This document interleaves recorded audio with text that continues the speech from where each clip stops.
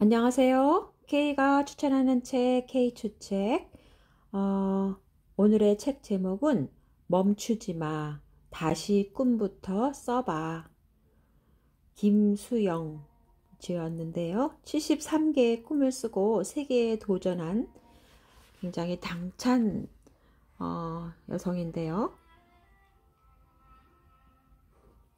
중학교를 중퇴하고 지방 실업계 고등학교 다니던 그녀가 대학 진학을 꿈꿨을 때 사람들은 내 분수를 알아라 하면서 비웃었대요.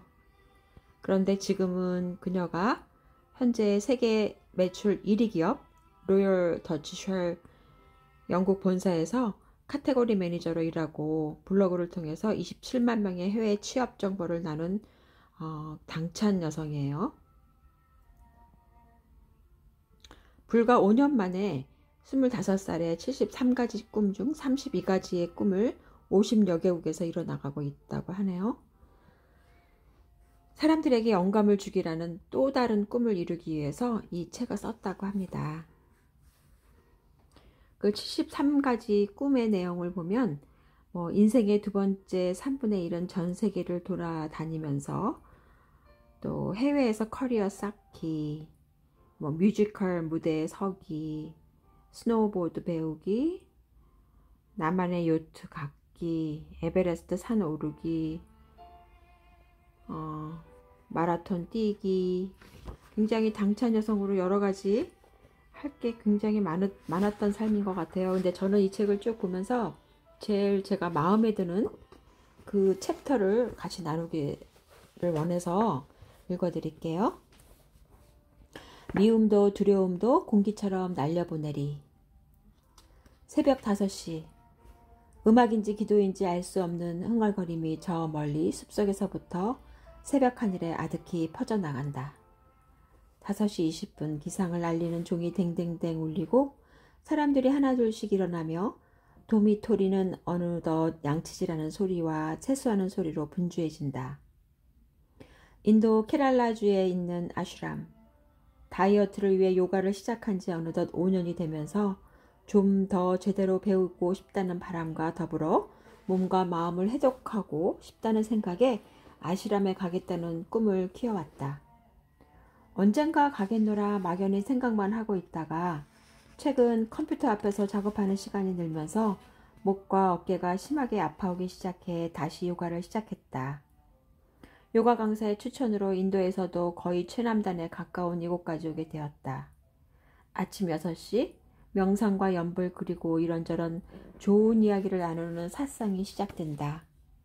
가부좌를 틀고 애써 생각을 비우며 명상을 하려 하지만 과거 까맣게 잊고 있었던 삶의 순간순간이 영화처럼 펼쳐진다. 20분쯤 지났을까? 고대 인도 산스크리트어로 된 연불이 시작된다. 소년의 손엔 돌이 들려 있었다.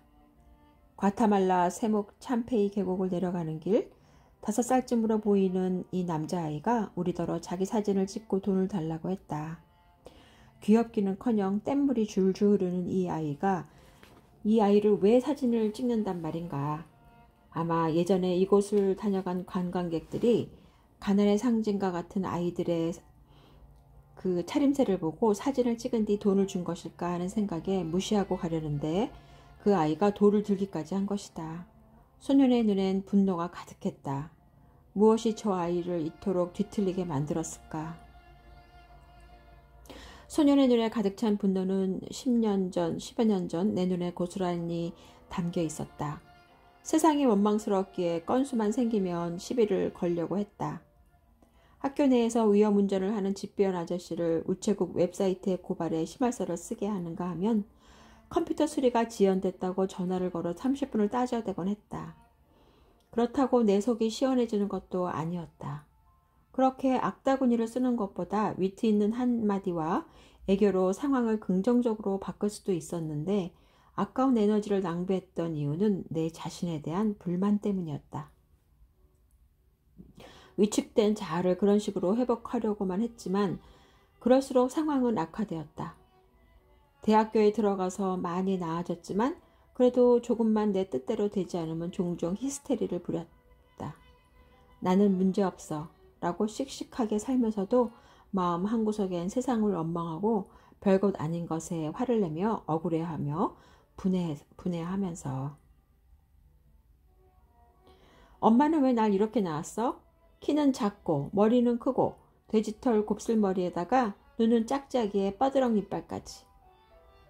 동생들은 또 시작이구만 하는 표정으로 슬금슬금 방을 나갔고 엄마는 나를 멍하니 쳐다보면서 아무 말도 하지 않았다. 화가 극에 달하면서 손에 쥐고 있던 거울을 깨버렸다. 산산조각난 거울에 비친 일그러진 내 모습은 더욱 흉해 보였다.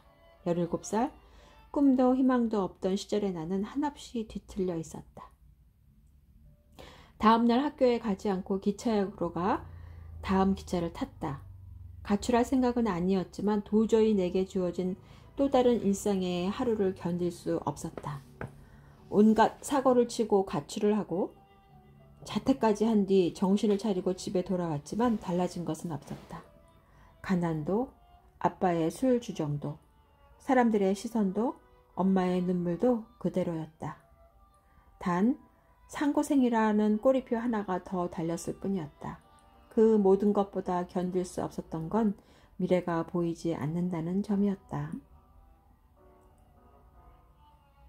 아이는 조약돌을 던지고 욕까지 하기 시작했다. 짜증이 나서 아이를 혼내려는데 같이 여행하던 친구 벤자민이 나를 저지하더니 저 아이에게 카메라를 건네보라고 했다. 카메라를 들고 도망가면 어떡해. 저렇게 공격적으로 나오는 아이라면 충분히 그럴 것 같은데. 혹시 그러면 내가 카메라 사줄게. 날 믿어봐. 우리는 어쩜 저 아이가 세상을 바라보는 시각을 완전히 바꿀 수도 있어. 못 믿어하며 카메라를 건네자 벤자민은 아이에게 다가가 말을 걸었다. 내 사진도 좋지만 우리 사진 한 장 찍어주지 않을래? 우리 좋은 친구인데 같이 사진 한 장 남기고 싶거든. 순간 아이의 눈은 커다래졌고 표정은 호기심과 설렘으로 바뀌었다. 늘 관광객에 의해 사진을 찍히기만 했지 카메라를 직접 만져본 적이 없던 그 아이의 손이 바르르 떨렸고 몇 번 엉뚱한 버튼을 눌렀지만 마침내 근사한 사진을 찍어주었다. 스크린으로 그 아이가 찍은 사진을 보여주자 아이의 표정은 감동으로 바뀌었다. 카메라를 찍는 사람은 본 적이 있지만 직접 자기 손으로 이렇게 사진을 찍은 경험은 처음인 듯했다.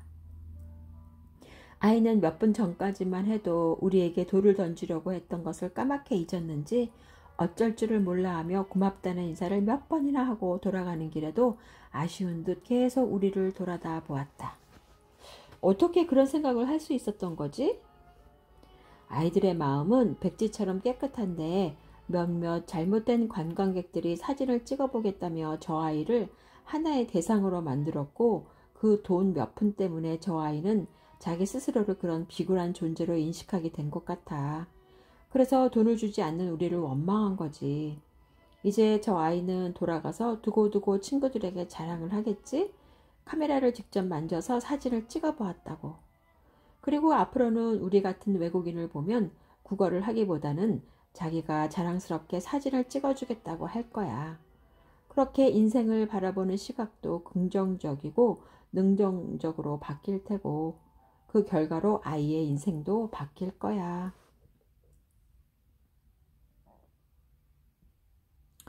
연불이 끝나고 아시람의 구루가 입을 열었다. 누구를 미워한다면 그 사람을 측은히 여기고 좋아해 보려고 애쓰고 하고자 하는 일에 자꾸 의심이 생기고 망설이게 된다면 긍정적인 확신을 갖고 자신감을 가져라. 자꾸 욕심이 생긴다면 베풀어라. 쉽지 않지만 자꾸 머릿속으로 되뇌이며 뇌를 재프로그래밍 해봐라. 뇌를 재프로그래밍 해라. 내 머릿속에 스쳐가는 생각들을 깨뜨려 보기라도 한 것일까? 나는 어쩌면 애꿎은 관광객들에게 돈을 주지 않는다며 돌을 던지던 그 아이에게서 내 모습을 보고 있었는지도 모른다. 내가 처한 현실과 그 현실을 당장 바꿀 수 없는 내 자신이 미워서 다른 사람들을 미워했다. 내가 계속해서 문제를 일으키고 반항하는데 중학교 선생님들이 라고 나를 예뻐할 리 없었고 혼자 대학에 가겠다며 같은 동급생 친구들과 고등학생 선생님들의 입장은 생각도 않고 그들이 나를 배려하지 않는다며 원망만 하니 왕따라는 결과를 낳은 것이다. 재무부서에 배치되었을 때는 적성에 맞지 않는다고 몇 달째 해보려는 의욕도 보이지 않은 채 나더러 무능하다고 한 직장 상사를 트레이닝도 제대로 시켜주지 않는다고 되레 원망했다. 나는 늘 내 입장에서만 생각했고 나 자신이 변하지 않으면서 그들이 변하지 않는다고 비판만 했다. 내가 자꾸 남들을 미워하고 세상을 저주하면 할수록 불행과 고통이 되돌아왔다. 당연한 결과이다. 내가 세상을 저주하는데 세상이 내게 축복을 내릴 리가 없지 않은가. 그러나 내 마음이 감사와 겸허로 채워지면서 엉켜있던 실타래가 풀리듯 세상 일이 하나 둘씩 풀리기 시작했고 전혀 생각지도 못했던 훨씬 더 멋진 삶을 살기 시작했다. 한때 성당에 7년이나 나갔던 나로서는 비록 종교적 색채가 강하지 않더라도 힌두교에 뿌리를 두고 있는 연부를 따라하는 것이 내심 불편했다. 하지만 고개를 돌려보니 터번을 쓴 시크교도도 히잡을 쓴 무슬림도 빵모자를 쓴 유태인도 그리고 불교와 기독교인들까지도 모두 함께 모여 연부를 따라했다. 이는 다양성의 조화라는 기치 아래 모든 종교를 존중하는 정신 그리고 흐트러진 마음을 한 군데로 집중시켜주는 일종의 명상 효과인 만트라, 소리의 울림에서 생겨나는 신비한 에너지 때문일 게다. 사흘째 아슈람의 스와미지가 세상에 내 것은 없다. 잠시 내 손을 스쳐 지나가는 것뿐. 이라는 말씀에 부모님 집을 짓기 위해 땅을 사기로 결심했다. 집을 사드리기로 한 것은 진작 결정했지만 주택을 살 것인지 아파트를 살 것인지 아니면 땅을 사서 집을 지을 것인지를 놓고 2년간 고민했다. 이리저리 알아보고 몇 번이나 살 뻔했지만 무산되면서 고착 상태에 빠져 있었는데 성당 근처만을 고집하는 엄마를 타박하면서 수없이 싸우는 사이 점 찍어둔 곳에 땅값만 올라버렸다. 그럼에도 결정을 못 내린 이유는 3년간 모아둔 돈을 모두 쏟아붓는다는 부담감뿐 아니라 혹시나 뭐가 잘못돼서 대출금 못 갚으면 어떻게 하는 두려움 때문이었다. 하지만 나는 다시 생각하기로 했다. 젊고 건강하며 유능한 내가 두려울 이유가 무엇이 있겠는가. 지금보다 훨씬 더 성공하면 성공했지. 잘못될 이유가 뭐가 있단 말인가. 돈 싸들고 죽을 것도 아닌데 그놈의 돈이 뭐라고 좋은 의도로 시작한 일에 서로 속만 상하게 상처를 주었단 말인가. 설령 그 돈을 다 잃는다고 해도 배낭 하나만 들고 전 세계를 여행하며 행복하게 지내온 나인데 무슨 부귀영화를 누리겠다고 돈은 다시 벌면 되지만 부모님께서 살아계시는 것은 유한하니까 오늘 하루라도 부모님이 행복해 하신다면 그깟 돈 따위는 아깝지 않다고 결론을 내렸다. 사상이 끝나면 차이를 한 잔 마신 뒤 요가 운동인 아사나가 시작된다. 그리고 모든 수행자들에게 행동으로 실천하는 요가인 카르마요가 업무가 주어지는데 나는 화장실 청소를 맡았다. 처음에는 휴가까지 와서 일을 해야 해? 하고 그것도 하필 청소? 하고 생각했다. 그러나 청소를 하면서 엄마 생각이 났다. 10년 넘게 시장에서 청소를 해온 엄마. 과일과 야채 썩어가는 냄새, 생선 냄새, 사람의 오물 냄새가 진동하는 시장에서 아무 말 없이 묵묵히 청소하면서도 받은 돈은 한 달에 겨우 35만 원? 그 돈 드릴 테니 제발 청소일 좀 그만하라고 애원해도 소용이 없었다. 아무리 냄새나고 별 볼 일 없는 일이라도 이게 내 일이고 삶의 보람이야. 내가 번 돈으로 내 동생들 학비도 보태고 우리보다 더 어려운 사람들도 도왔다. 할 수 있을 때까지 계속 이 일을 할 거야. 라며 엄마는 청소 중 미끄러져 허리를 다치면서 한 달간 병원 신세를 지면서 그 일을 그만두셔야 했다. 그렇게 힘들게 살아오신 엄마 생각을 하니 하루 2시간의 노동이라도 아슈람 공동체에 기여할 수 있다는데 보람을 느꼈다. 카르마 요가를 마치면 허브차를 마시며 사람들과 담소를 나눈다. 한때 스리랑카의 유명 여배우였다던 아노자는 머리를 빡빡 깎고 산속에서 요가 센터를 운영한다며 스리랑카에 오면 꼭 찾아오라고 연락처를 주었다. 돈과 인기만을 추구하는 도쿄의 쇼 비즈니스에 환멸을 느꼈다며 이제 사람들의 영혼을 치유하는 노래를 부르고 싶다는 일본인 여가수 마이코. 1년째 인도 전역의 아슈람을 돌아다니며 요가와 명상을 한다는 아크로 요가의 달인 루마니아인 블라드. 같이 카르마 요가를 하는 크리스티나는 포르투갈에서 태어났지만 볼리비아에서 자라 스페인에서 저널리스트로 활동했는데 지금은 세계 여행을 하며 칠레 출신의 작가 마르케스 볼라뇨의 삶을 주제로 한 소설을 쓴다고 했다. 놀랍게도 그녀는 내가 과타말라에서 만난 볼리비아인 뮤지션 크리스와 친구라니 세상은 정말 넓고도 좁은가 보다. 아슈람의 5일째 매우 인자해 보이는 미소와 하얀 턱수염을 가진 수렌이라는 이름의 할아버지와 친해졌다. 나는 늘 나이 드신 분들을 만날 때마다 살면서 가장 후회하는 것이 무엇이냐는 질문을 한다. 수렌 할아버지는 살면서 충분히 웃지 않은 것이라고 했다.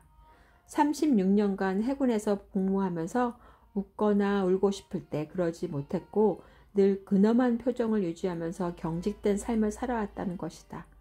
그러나 은퇴한 지금은 델리에서 국어를 하는 거리의 아이들에게 글과 산수를 가르쳐주면서 천진난만한 아이들과 함께 시간을 보내며 실컷 웃으며 지낸다고 했다. 할아버지의 그 말에 나는 치아 교정을 결심했다. 남들은 잘 모르지만 나는 튀어나온 앞니와 뻐드렁니가 컴플렉스라 활짝 웃지를 못했는데 남은 인생 실컷 웃을 수 있도록 또한 엄마에게 왜 나를 이렇게 낳았냐고 타박하는 일이 없도록 말이다. 오후에는 운동, 식생활, 휴가, 명상, 호흡 그리고 아유베다 등 매일 다른 주제의 강연이 열린다. 그 후 또다시 2시간 반의 아사나 이후 저녁 식사가 이어진다. 다 같이 침묵 속에 일렬로 바닥에 앉아 수저도 없이 손으로 식단에 간단한 음식을 감사히 먹는다. 하루의 식사 두 끼라 다음 끼니까지 터울이 너무 길어 굳이 배가 고프지 않으면서도 음식을 더 달라고 하는 내 자신을 보며 또 다른 과거의 기억이 떠오른다. 고기가 귀했던 시절 엄마가 가끔씩 돼지고기를 듬성듬성 썰어 넣은 김치찌개라도 내올라치면 즉시 냄비 속에서는 4개의 숟가락의 전쟁이 일어난다. 승부욕이 강했던 나는 다른 형제들이 가로채기 전에 재빨리 돼지고기 조각을 조금이나마 건져내려고 입속에 돼지고기를 제대로 씹지도 않고 꿀꺽 삼키곤 했다. 그때의 습관이 아직까지 남아있어서 음식을 빨리 먹고 배가 고프지 않아도 곧 음식을 먹어야 한다는 강박관념에 시달리는 탓에 몸무게가 65kg까지 나가곤 했다. 그 생각이 떠오르자 음식을 더 달라고 하지 않았다. 곧 배가 고파졌지만 며칠 내로 적응이 되었다. 어린 시절 내가 고파했던 것은 음식이 아니라 사람이 아니었을까? 여러 형제들 사이에서 부모님의 애정을 놓고 경쟁을 했던 어린 나는 음식으로 그 부족함을 채우려 한 것이었다. 필요한 만큼만 먹어도 되는 것을 남에게 뺏길까봐 굳이 더 가지려고 하는 욕심을 비워내자 내 몸과 마음이 가벼워졌다. 7일째 저녁 명상 중 갑자기 눈물이 주체할 수 없을 만큼 흐르기 시작했다. 슬프지도 기쁘지도 않은데 아무런 감정의 동요 없이 이유도 모른 채 눈물이 뺨을 타고 주룩주룩 흘러내렸고 잠시 후 나는 깨달았다. 내 마음 한구석 오랫동안 꽁꽁 숨겨놓았던 삶의 미움과 두려움과 고통과 죄의식과 분노와 집착이 한 겹 한 겹 벗겨져 공기에 흩어졌다는 것을. 나는 깃털처럼 가볍고 자유로워졌다. 이제 무념무상의 상태로 명상과 요가에 집중할 수 있었다. 인도를 떠나는 날 뭄바이 공항의 포스터에 쓰인 간디의 명언이 내 시선을 사로잡았다. 내 글은 어느 누구를 향한 미움으로부터 자유로울 수밖에 없다. 이 지글을 지속시키는 것은 사랑이라고 강력히 믿기에. 나는 양손을 모으고 고개를 숙이며 낮은 목소리로 나마스테 하고 감사 인사를 하며 인도를 떠났다.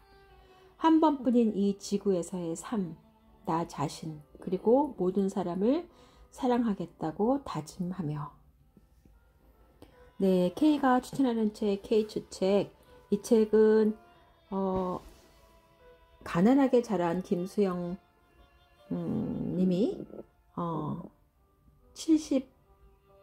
73개의 꿈을 쓰고 세계에 도전하면서 멈추지 마, 다시 꿈부터 써봐, 이런 내용으로 썼는데요.